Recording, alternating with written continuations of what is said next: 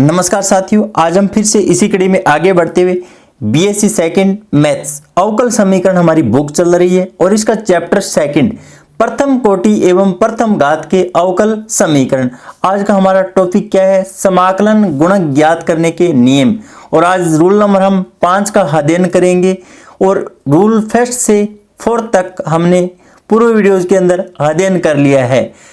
Rule number 5 की खास बात यह है, या तो यहां से कोई क्वेश्चन पुटअप ही नहीं होगा। अगर क्वेश्चन पुटअप होगा तो वो लॉन्ग क्वेश्चन के अंदर पुटअप होगा।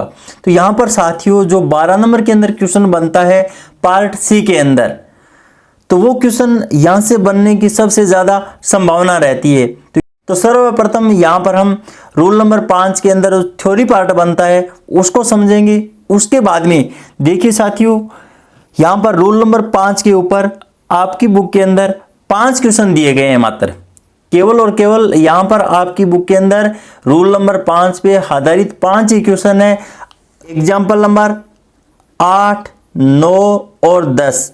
और एक्सरसाइज के अंदर सेकंड अच के अंदर क्वेश्चन नंबर जो 11 और 12 है वो रूल नंबर 5 पर आधारित है। तो साथियों इन 5 क्वेश्चनों में से एक क्वेश्चन 12 नंबर के अंदर पूछे जाने की 100% संभावना रहती है। तो देखिए साथियों, यहां पर रूल नंबर 5 है क्या? यदि दी गई समीकरण और हमारे पास जो समीकरण है वो क्या है? m dx plus n dy बराबर है 0। निम्न रूप में अब देखिए साथियों, यहां पर रूल नंबर 5 के अंदर जो हमें फॉर्मेट मिलना चाहिए वो इस रूप में होना चाहिए। तो यहां पर जो फॉर्मेट रहेगा वो क्या रहेगा? देखिए साथियों, x की पावर a y की power b my dx plus nx dy plus x की पावर c y की power d py dx plus qx dy बराबर है 0। यहां पर इस रूप में रखी जा सके। यहां पर देखिए साथियों, पहले हमने लिखा है निम्न रूप में रखी जा सके। अब उसके बाद में देखिए यहां पर जहां a b c d m n p और q अचर हो, क्या होना चाहिए? यहां पे अचर हो। तो यहां पर a b c d m n p q अचर होने चाहिए। तो x की पावर h और y की पावर k दिए गए समीकरण का समाकलन गुणक है। तो साथियों हमने रूल फर्स्ट, सेकंड, थर्ड और फोर्थ के अंदर समाकलन गुणक ज्ञात किया था। लेकिन यहां पर एक खास बात यह है कि यहां पर हमें समाकलन गुणक को पहले मानना होगा।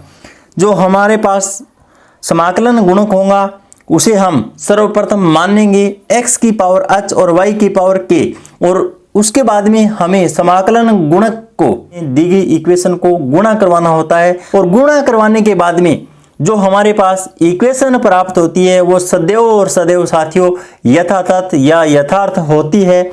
और यहाँ पर हमें चेक करने की कोई आवश्यकता नहीं है। समाकलन गुणक से गुणा करवाने के बाद में जो भी इक्वेशन हमें प्राप्त होंगी वो हमेशा क्या होंगी? यथातथ होंगी। तो वहां से हम दोनों इक्वेशनों को इक्वल रख देंगे। और यथातथ होने की ये कंडीशन होती है डेल m बटा डेल y डेल n बटा डेल x। यहाँ से जो इक्वेशन निकलेंगी उसको हम इक्वल रख देंगे। और इक्वल रखने के बाद में h और k का मान ज्ञात कर लेंगे। h और k का क्या कर लेंगे? हम मान ज्ञात कर लेंगे। मान ज्ञात करने के बाद में दिए गए इक्वेशन को यहां पर h और k के मान रखकर हम फिर क्या है, दी गई इक्वेशन फर्स्ट को गुणा करवा के फिर उसका अभिष्ट हल ज्ञात कर लेंगे। तो साथियों हम सर्वप्रथम आपकी बुक का एग्जाम्पल नंबर 10 है उसको हल करते हैं, जो कि बीकानेर यूनिवर्सिटी के अंदर 2019 के अंदर पूछा गया क्वेश्चन है। तो यहां पर देखिए साथियों, क्वेश्चन नंबर 10 क्या दिया गया है? हल कीजिए 2x² y -3 y की पावर 4 dx प्लस 3x की पावर 3 प्लस 2xy की पावर 3 dy बराबर है 0। तो देखिए साथियों, अगर ये क्वेश्चन एग्जाम के अंदर पूछा जाए तो वहाँ पर हमें इस बात का पहले कोई भी आभास नहीं होगा कि ये क्वेश्चन रूल नंबर 5 की सहायता से ही हल होगा। अब तो हम रूल नंबर 5 पढ़ रहे हैं, तो यहाँ पर हमें पता है कि इस क्वेश्चन को हम रूल 5 की सहायता से ही हल करेंगे। तो यहाँ पर देखिए साथियों, रूल फर्स्ट, सेकंड, थर्ड और फोर्थ क्यों काम में हम नहीं ले रहे हैं, कोई न कोई तो वजह है। उस वजह को ही हम यहाँ पे जानेंगे साथियों। तो देखिए सर्वप्रथम यहाँ पर हम रूल फर्स्ट को फॉलो करवा के देखते हैं। तो यहाँ पर रूल फर्स्ट है वो काम क्यों नहीं कर रहा है। रूल फर्स्ट के अंदर साथियों सर्वप्रथम हमें समघात चेक करना होता है। क्या चेक करना होता है? समघात। और यहाँ पर देखिए साथियों, एक बार मैं यहाँ पर सभी नियमों को फॉलो करवा के बता रहा हूँ, लेकिन जब ये क्वेश्चन एग्जाम के अंदर पूछा जाएगा तो आपको पता लग जाएगा पहले से, क्योंकि नंबर 5 का ही उपयोग करवाएंगे। ये तो आपके अभ्यास पर निर्भर करेगा साथियों, लेकिन मैं आपको प्रत्येक नियम यहाँ पर फॉलो करवा के बताऊंगा कि ये रूल यहाँ पर क्यों नहीं अप्लाई हो रहा है। तो देखिए साथियों, सर्वप्रथम रूल फर्स्ट हम यहाँ पर क्यों नहीं लगा रहे हैं। तो यहाँ पर रूल फर्स्ट अगर तभी लगेगा जब वहाँ पर क्या हो, दिया गया इक्वेशन समघात हो। तो यहाँ पर देखिए साथियों, x और y की घातों का योग यहाँ पर तो 3 बन रहा है, यहाँ पर 4 है, यहाँ पर 3 है और यहाँ पर 4 है। तो यहाँ पर सभी जगह घातें हैं वो समान नहीं है, तो इसलिए हम समघात वाली कंडीशन तो यहाँ पर लगा नहीं सकते हैं। और समघात वाली कंडीशन नहीं लग रही है तो रूल फर्स्ट भी फेल हो जाता है। उसके बाद में रूल सेकंड क्या कहता है साथियों? रूल सेकंड ये कहता है कि अगर कोई दिया गया function f1 xy y dx plus f2 xy x dy, अगर यहां पर इस नियम के अंदर अगर क्वेश्चन कन्वर्ट हो जाए तो वहां पर हम रूल सेकंड उपयोग में ले सकते हैं। लेकिन सेकंड रूल के अंदर जब हम IF ज्ञात करते हैं तो उसके लिए एक कंडीशन ये होती है कि हमें mx माइनस ny ज्ञात करना होगा। और अगर ये नॉट इक्वल टू 0 आ जाए, क्या आ जाए? नॉट इक्वल टू 0, तो उसका IF हो 1/mx माइनस ny होता है। लेकिन यहां पर साथियों जब हम इसका मान ज्ञात करेंगे तो देखिए साथियों, यहां पर हम m को, ये हमारा m है, ये हमारा n है, m को तो हम x से गुणा करवा देंगे और n को हम y से गुणा करवा देंगे। और इस टर्म में से इस टर्म को जब हम घटाएंगे तो हमारे पास एक IF प्राप्त हो जाना चाहिए। लेकिन साथियों यहाँ पर रूल सेकंड के अंदर यहाँ पर इस क्वेश्चन के लिए ऐसी कुछ भी कंडीशन नहीं बनेगी। यहाँ पर मैं आपको मान निकाल कर बता देता हूँ। तो देखिए साथियों, यहाँ पर वीडियो लंबा जरूर जाएगा लेकिन आपको संतुष्टि हो जाएगी कि वास्तव में यहाँ पर रूल सेकंड फॉलो नहीं हो रहा है। तो देखिए साथियों किस प्रकार से, वीडियो को अंत तक जरूर देखिए साथियों, पढ़ने में आपको मजा आ जाएगा। तो यहाँ पर देखिए साथियों, m को x से गुणा करने पे 2x की पावर 3 माइनस 3x y की पावर 3 माइनस, अब उसके बाद में देखिए साथियों n को y से गुणा करवा के घटाने पे यहाँ पे देखिए 3x square y minus 2y की पावर 4। तो यहाँ पर देखिए साथियों IF का मान है वो एक छोटा मान, और यहाँ पर IF को हमें फिर दिए गए इक्वेशन को मल्टीप्लाई भी करवाना होता है ताकि हमारा क्वेश्चन है वो यथातथ बन सके और उसका हम अभीष्ट हल ज्ञात कर सके। लेकिन यहाँ पर तो IF का मान इतना लंबा आ गया कि हम इसको मल्टीप्लाई करवाएंगे तब हमारा क्वेश्चन है वो लॉन्ग हो जाएगा शॉर्ट की बजाय। तो यहाँ पर आप समझ गए होंगे कि हम रूल सेकंड को क्यों फॉलो नहीं करवा रहे हैं। उसके बाद में देखिए साथियों, हम रूल नंबर 3 और 4 की एक साथ ही बात कर लेते हैं कि यहाँ पर इस क्वेश्चन के अंदर रूल नंबर 3 और 4 है वो क्यों फॉलो नहीं हो रहे हैं। तो देखिए साथियों, रूल नंबर 3 के अंदर हमने यहाँ पर एक फॉर्मूला ये पढ़ा होगा कि 1/n डेल m बटा del y minus del n बटा डेल एक्स और बराबर यहाँ पे एफ एक्स। देखिए स्टूडेंट्स, अगर हमारे पास x के रूप में कोई फलन शेष रह रहा है यहाँ पे, तो यहाँ पर ये फॉर्मूला लगेगा। अगर यहाँ पर हमारे पास y के रूप में कोई फंक्शन शेष रह रहा है तो यहाँ पे 1/m आ जाएगा और इस टर्म को यहाँ पर पहले लिख देंगे और इसको बाद में लिख देंगे। ये रूल नंबर 4 है। तो हमें सर्वप्रथम यहाँ पे डेल m बट्टा डेल y और डेल n बट्टा डेल x का मान ज्ञात करना होगा। तो यहाँ पर देखिए साथियों, हम इस क्वेश्चन के लिए डेल m बट्टा डेल y ज्ञात कर लेते हैं। तो यहाँ पर हमारे पास इसका मान 2x² माइनस 12 y की पावर 3, इसे इक्वेशन हम फर्स्ट मान लेते हैं। उसके बाद में डेल n बट्टा डेल x ये भी निकाल लेते हैं। तो इसका मान यहाँ पर इस क्वेश्चन के लिए देखिए साथियों 9x² प्लस 2y की पावर 3, इसे इक्वेशन हम सेकंड मान लेते हैं। यहाँ पर देखिए साथियों, इक्वेशन फर्स्ट और सेकंड की सहायता से यहाँ पर हम ये कह सकते हैं कि जो दिया गया इक्वेशन है वो यथातथ नहीं है। तो यहाँ पर यथातथ नहीं है और यथातथ नहीं है तो उसके बाद में देखिए साथियों, यहाँ पर जब हम इस इक्वेशन में से इसको घटाएंगे तो यहाँ पर देखिए साथियों, इस मान में से इस मान को जब हम घटाते हैं तो हमारे पास जो फंक्शन है वो या तो x के रूप में बचना चाहिए, या फिर हम रूल नंबर 4 के अंदर जाएं तो या इस मान में से इस मान को जब हम घटाते हैं तो यहाँ पर हमारे पास y के रूप में फलन बचना चाहिए। तो इस प्रकार हम कह सकते हैं कि इक्वेशन फर्स्ट में से सेकंड को घटा लें, चाहे हम सेकंड में से फर्स्ट को घटा लें, तो यहाँ पर केवल और केवल हमारे पास न तो कोई फलन x के रूप में बच रहा है अकेला, नहीं y के रूप में बच रहा है। तो इस प्रकार हम कह सकते हैं कि यहाँ पर रूल नंबर 3 और 4 हम उपयोग में नहीं ले सकते, क्योंकि देखिए साथियों, हम इक्वेशन फर्स्ट में से अगर सेकंड को घटाते हैं तो यहाँ पर 2x² माइनस 12y की power 3 minus 9x² minus 2y की पावर 3, यहाँ पर तो ये इतना मान शेष रह जाता है। तो यहाँ पर इसको आगे अगर सरलीकरण करेंगे तो हमारा फंक्शन है वो x और y दोनों के अंदर बचेगा। हम सेकंड में से फर्स्ट को घटाएंगे तो भी यही कंडीशन रहने वाली है कि हमारा फंक्शन है वो तो x y दोनों के अंदर आएगा, लेकिन हमें तो एक या तो x के अंदर चाहिए या फिर y के अंदर चाहिए मान। तो यहाँ पर ऐसा हो नहीं सकता, तो इसलिए हम रूल नंबर 3 और 4 को भी यहाँ पर यूज नहीं ले सकते। तो इस प्रकार हमने रूल नंबर 1 से लेकर 4 तक अध्ययन कर लिया है कि यहाँ पर कौन सा भी नियम है वो फॉलो नहीं हो रहा है। तो उसके बाद में देखिए साथियों, रूल नंबर 5 तो लगने ही लगने वाला है। जब ये क्वेश्चन एग्जाम के अंदर पूछा जाएगा तो आपको यहाँ से स्टार्ट करना होगा। ये तो मैंने आपको बताया है कि यहाँ पर 1 से लेकर 4 नंबर तक रूल है वो क्यों काम नहीं कर रहे हैं। तो यहाँ पर रूल नंबर 5 का फॉर्मेट हमें याद होना चाहिए साथियों सर्वप्रथम।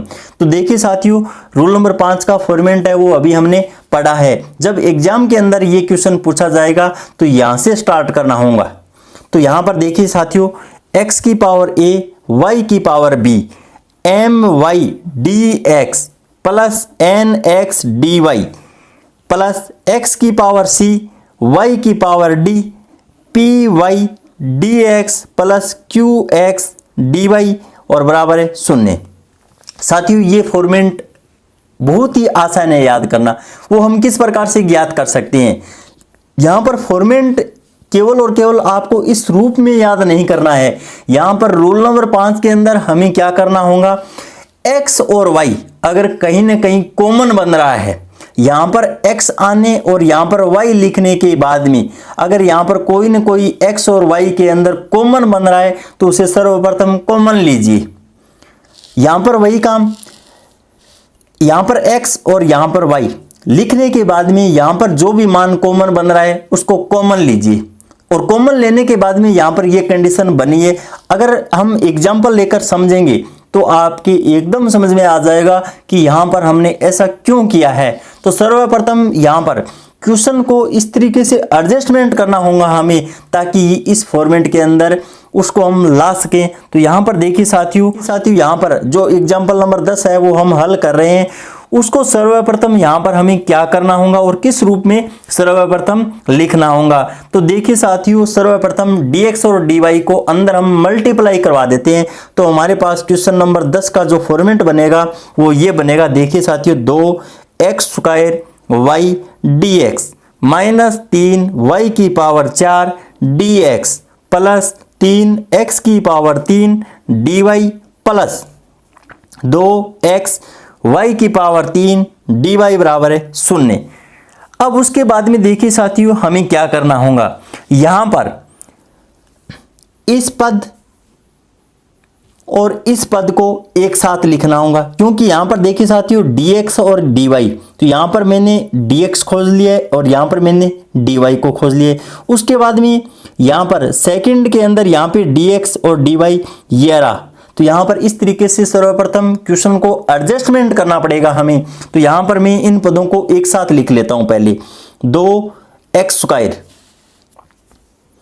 y dx प्लस 3x की पावर 3 dy माइनस 3y की power 4 dx plus 2x y की पावर 3 dy बराबर है 0। उसके बाद में क्या करना होगा साथियों, हमें यहां पर जो x और y के अंदर मैक्सिमम पावर जितनी कॉमन बन रही है उसको कॉमन लीजिए। यहां पर देखिए x की पावर a और y की पावर b कॉमन लिया गया है, ये व्यापक फॉर्मेट के रूप में है। तो यहां पर जो कॉमन बन रहा है, यहां पर x² बाहर कॉमन बन रहा है, y यहां पर हम कॉमन ले नहीं सकते क्योंकि यहां पर y का कोई पद है नहीं। तो यहां पर सर्वप्रथम मैं x² को कॉमन ले लेता हूं, तो यहां पर 2y dx plus 3x dy अंदर शेष रह जाता है। उसके बाद में देखिए साथियों यहां पर तो प्लस का चिन्ह है फॉर्मेट के अंदर हमारे पास, तो यहां पर मैं प्लस लिख देता हूं। उसके बाद में यहां पर x और y में से कोई कॉमन बन रहा है तो उसे कॉमन लीजिए। तो यहां पर y की पावर 3 है वो कॉमन बन रहा है, तो यहां पर अंदर minus 3y dx plus 2x dy बराबर है 0। यहां पर देखिए साथियों इस चिन्ह पे आपको ध्यान देना होगा, क्योंकि जो रूल नंबर 5 के अंदर हमारा फॉर्मेट है वो प्लस चिन्ह के साथ है। तो यहां पर भी हमें विशेष रूप से ध्यान देना होगा, यहां पर हमें प्लस लेना होगा और इसे इक्वेशन हम फर्स्ट मान लेते हैं साथियों। इसे इक्वेशन हम क्या मान लेते हैं, फर्स्ट मान लेते हैं। उसके बाद में देखिए स्टूडेंट्स, माना कि समीकरण फर्स्ट का समाकलन गुणक, या हम IF बोल सकते हैं शॉर्ट के अंदर। IF वो क्या होगा, x की पावर h और y की पावर k है, तो हमें मानना होगा, विधि के अंदर हमने पढ़ा है पहले, गुणक है वो x की पावर h और y की पावर k मानना होगा हमें। गुणक है तो समीकरण फर्स्ट को x की पावर h y की पावर k से गुणा करने पे हमें क्या करना होगा, गुणा करना होगा। गुणा करने के बाद में देखिए स्टूडेंट्स यहां पर कितना मान बचेगा, तो गुणा करने पे देखिए साथियों यहां पे x की पावर h y की power k 2x² y minus 3y की पावर 4 dx प्लस x की पावर h y की पावर k 3x की पावर 3 प्लस 2x y की पावर 3 dy बराबर है 0। उसके बाद में साथियों इसको हम और सरलीकरण कर लेते हैं। यहाँ पे आधार समान होने पे घातें जुड़ती है, तो देखिए साथियों यहाँ पर y की पावर क्या है, 1 है। यहाँ पर कई बार क्या है हमारे से गलती हो जाती है कि यहाँ पर y की पावर k ही लिख देते हैं हम डायरेक्ट, लेकिन यहाँ पर हम कई बार ध्यान नहीं देते हैं। लेकिन साथियों यहाँ पर विशेष रूप से आपको ध्यान रखना होगा, अगर शुरुआत के अंदर क्वेश्चन गलत हो जाता है तो आगे सही नहीं हो सकता। तो यहाँ पर हमें अंदर इनको क्या है मल्टीप्लाई करवा देना होगा। तो मल्टीप्लाई करवाने पे देखिए साथियों कितना मान बन रहा है, यहाँ पे 2x की पावर h प्लस 2 y की power k plus 1 minus 3x की पावर h y की पावर k प्लस 4।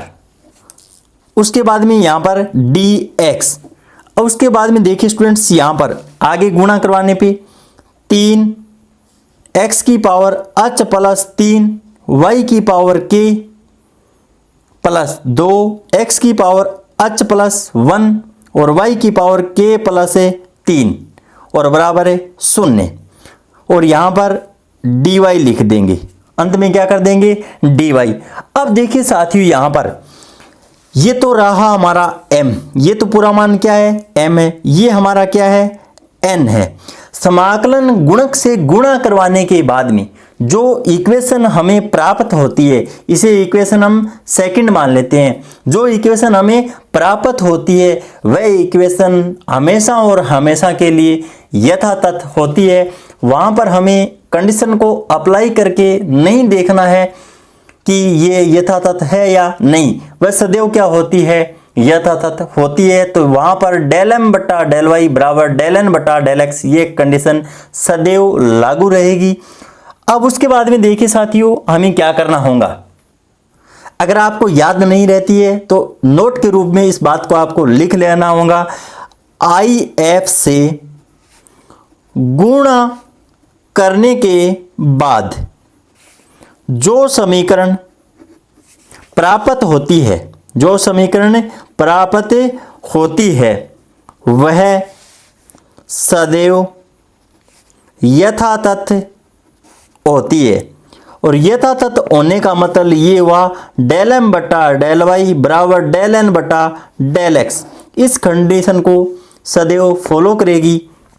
तो देखिए साथियों, ये यथातथ होने की आवश्यक शर्त है। ये क्या है, यथातथ होने की क्या आवश्यक है, शर्त है। तो इस नियम का यहाँ पर सदैव क्या होगा, पालन होगा। तो यहाँ पर हमें डेल एम बटा डेल वाई का मान ज्ञात करना होगा। तो देखिए साथियों, यहाँ डेल एम बटा डेल वाई, इसका मान कितना निकलेगा यहाँ पर। तो हम y के सापेक्ष क्या कर रहे हैं, आंशिक अवकलन कर रहे हैं। तो यहाँ पर x है वो तो कांस्टेंट बन जाएगा। तो यहाँ पर देखिए साथियों, हमारे पास जो m था उसका हम y के सापेक्ष आंशिक अवकलन कर देते हैं। और y के सापेक्ष जब हम अवकलन करेंगे तो x है वो कांस्टेंट बन जाएगा। तो यहाँ पर 2 तो कांस्टेंट है और x की पावर h प्लस 2 ये भी कांस्टेंट मान है। उसके बाद में यहाँ पर y के रूप में जो मान दिया गया है उसका हम केवल और केवल आंशिक अवकलन कर देते हैं। तो आंशिक अवकलन करने के बाद में कितना मान शेष रहेगा, यहाँ पर k प्लस 1 y की पावर k माइनस 3 x की पावर h k प्लस 4 और y की power k plus 3, equation third मान लेते हैं।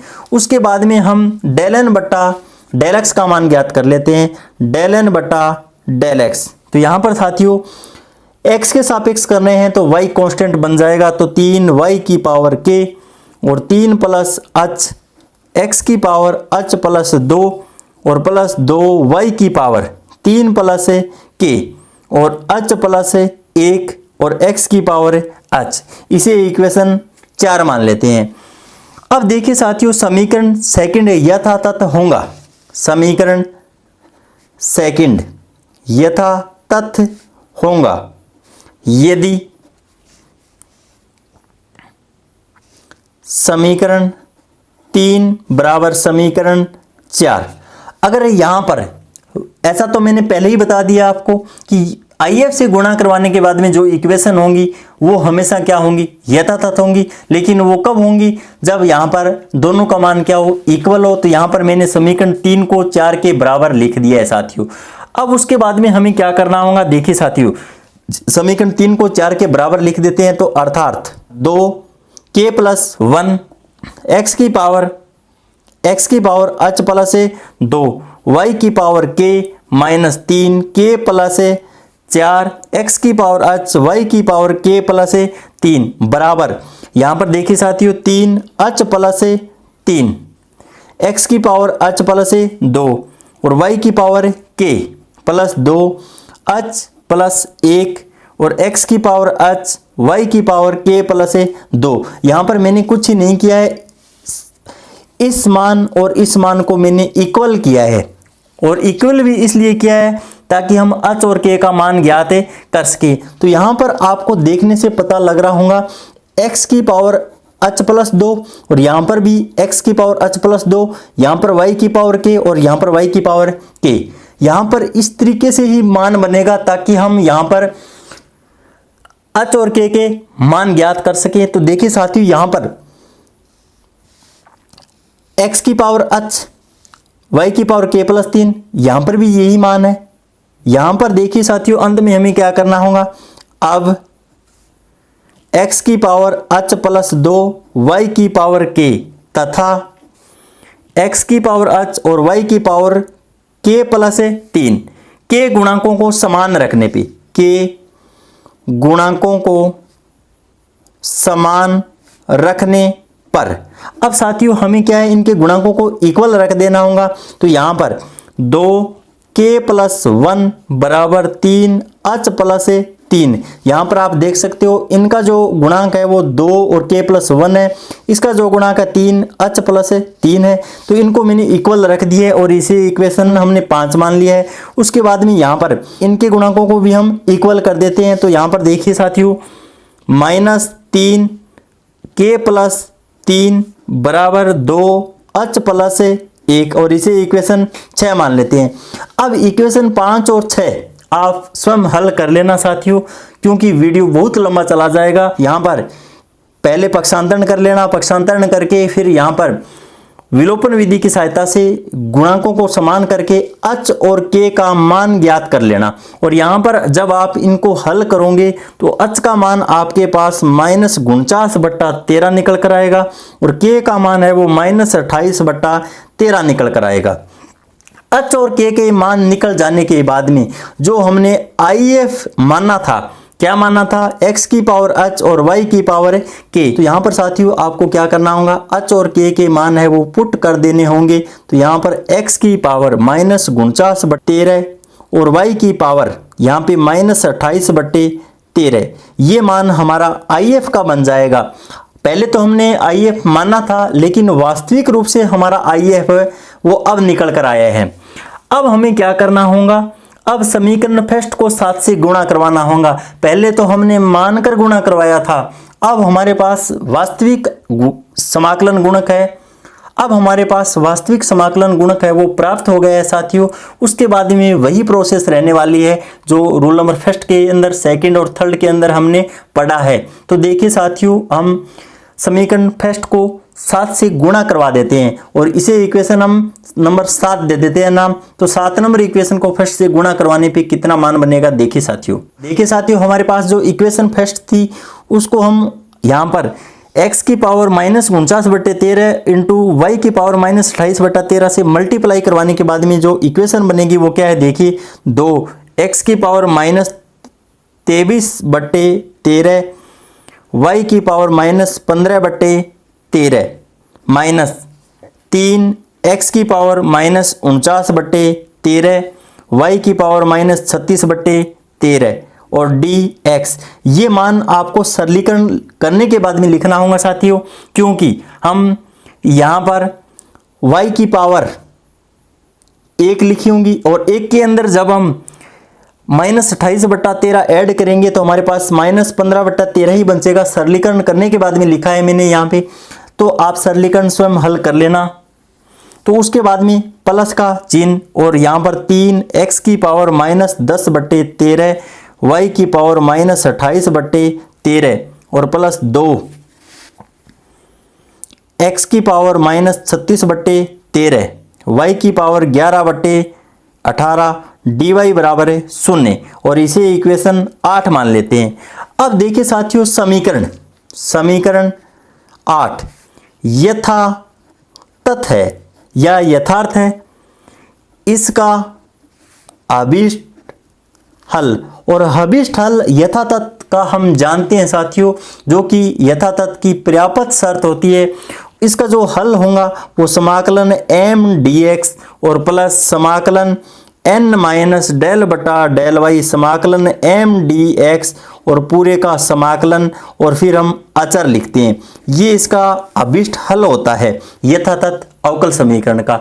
तो यहाँ पर साथियों हमें क्या करना होगा, केवल और केवल इस मान को ज्ञात कर लेना ताकि हमारा अभीष्ट हल प्राप्त हो जाएगा। और इसका मान यहाँ पर डायरेक्ट आप 0 लिख सकते हो। डायरेक्ट क्या लिख सकते हो, 0 लिख सकते हो। तो केवल और केवल इस इक्वेशन के अंदर हमें क्या करना होगा, समाकलन m dx का मान ज्ञात करना होगा। क्योंकि हम x के सापेक्ष समाकलन कर रहे हैं तो y को क्या मान लेंगे, अचर मान लेंगे। तो देखिए साथियों, यहाँ पर हम केवल और केवल क्वेश्चन नंबर 10 का जो हल प्राप्त होगा अंत में, उसको हम समाकलन m dx और बराबर अचर लिख देंगे और अचर को मैंने c मान लिया है। और यहाँ पर क्या कर देंगे, क्योंकि y को अचर मानने पर क्या कर देंगे, y को अचर मानने पे। तो यहाँ पर हमारे पास m का जो मान है वो ये रहा साथियों, m का मान है वो ये और n का मान ये है। हमें तो यहाँ पर m का मान नहीं चाहिए साथियों। तो यहाँ पर समाकलन 2 x की पावर -23 बटा 13 y की पावर -15 बटा 13 -3 x की पावर 49 बटे 13 y की पावर 24 बटे 13 और dx और प्लस 0 बराबर है c। अब यहाँ पर हमें साथियों इसका समाकलन करना होगा। तो यहाँ पर समाकलन करने के बाद में देखिए साथियों, यहाँ पर 2y की पावर, क्योंकि यहाँ पर y तो क्या है, अचर है, तो यहाँ पर केवल और केवल x के सापेक्ष करना है। तो यहाँ पर 2y की पावर -15 बटे 13 यहाँ पर कांस्टेंट मान हो गया। और यहाँ पर x का समाकलन करना है, तो यहाँ पे x की पावर -23 बट्टे 13 और प्लस 1 और बट्टे -23 बट्टा 13 और प्लस 1, माइनस का चिन्ह, फिर 3y की पावर 24 बट्टे 13, ये तो कांस्टेंट हो जाएगा, x की पावर 49 बट्टे 13 प्लस 1 और मैन बट्टे 49 बट्टे 13 और प्लस क्या कर देंगे 1 और बराबर क्या चल रहा है, c चल रहा है साथियों। अब यहाँ पर आगे इसको और सरलीकरण कर लेते हैं।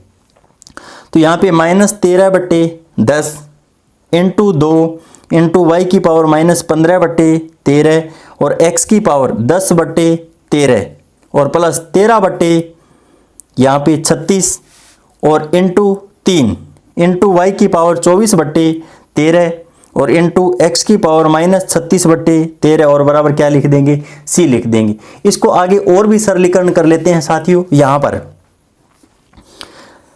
2 को 10 से यहाँ पर कैंसिल कर देते हैं, तो -13 बट्टे 5 y की पावर -15 बट्टे 13 x की पावर -10 बट्टे 13 प्लस 13 बट्टे 12, यहाँ पर 3 को 36 से कैंसिल कर देते हैं, y की पावर 24 बट्टे 13 और x की पावर 36 बट्टा 13 बराबर क्या कर देंगे, c कर देंगे। यहाँ पर देखिए साथियों 13 को हम कॉमन ले लेते हैं और 5 और 12 लघुत्तम ले लेते हैं और इन दोनों ही मानों को फिर हम RHS साइड के अंदर भेज देंगे। तो यहाँ पर एक नया कांस्टेंट हम कैपिटल C लिख देंगे। क्या लिख देंगे, कैपिटल C। तो यहाँ पर इतना काम करने के बाद में 5 और 12 को लघुत्तम लेने के बाद में यहाँ पर मेरे पास -12 y की पावर 15 बट्टे 13 x की पावर 10 बट्टे 13 प्लस 5 y की पावर 24 बट्टे 13 और x की पावर 36 बट्टे 13 और बराबर यहाँ पर कैपिटल C लिख देंगे, जो कि हमारा अभिष्ट हल होगा।